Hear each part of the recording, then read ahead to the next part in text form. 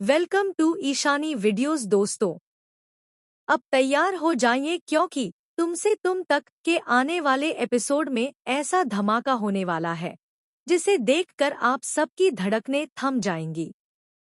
कहानी अब तक आपने जितनी देखी थी वो सिर्फ एक झलक थी, लेकिन असली खेल तो अब शुरू हुआ है। और इस खेल का मास्टर है आर्यवर्धन।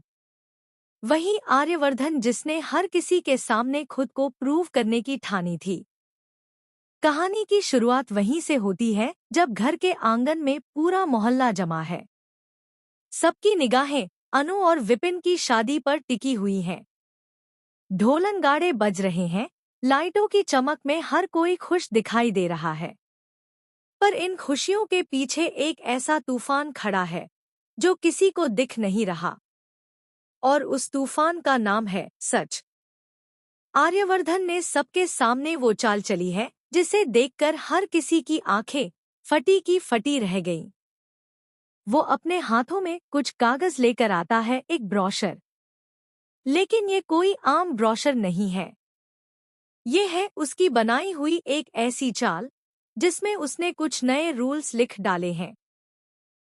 वो बड़े ठाठ से सबको बताता है कि अब से आर्यवर्धन ग्रुप ऑफ कंपनीज के किसी भी कर्मचारी का घर का सदस्य हमारी कंपनी से किसी भी तरह का बिजनेस नहीं कर सकता।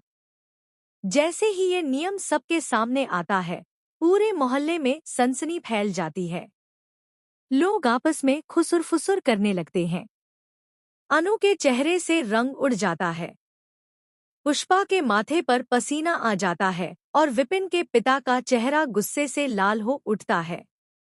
वो तमतमाते हुए उन ब्रोशरों को जमीन पर फेंक देते हैं और जोर-जोर से चिल्ला उठते हैं, ये सब झूठ है, ये ब्रोशर फेक है, ये सब एक चाल है, सिर्फ हमें बदनाम करने के लिए।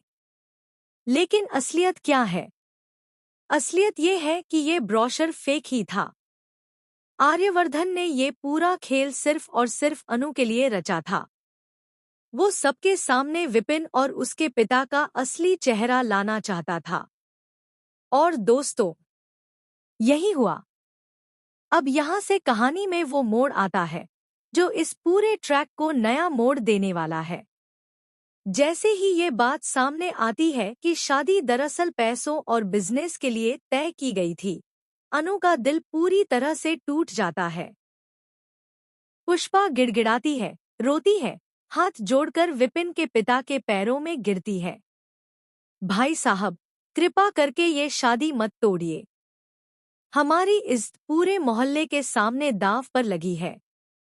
लेकिन यहाँ पर असली बम फोड़ते हैं विपिन के पिता।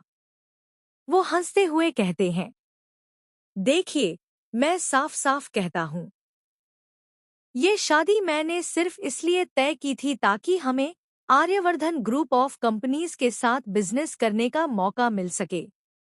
लेकिन जब वही मुमकिन नहीं है, तो फिर ये रिश्ता भी मुमकिन नहीं है। मेरे बेटे की शादी किसी मजबूरी से नहीं होगी। ये सुनकर पूरा परिवार सन्न रह जाता है। अनु की आंखों से आंसू बरस पड़ते हैं। उसके पिता का चेहरा गुस्से से तमतमाता है।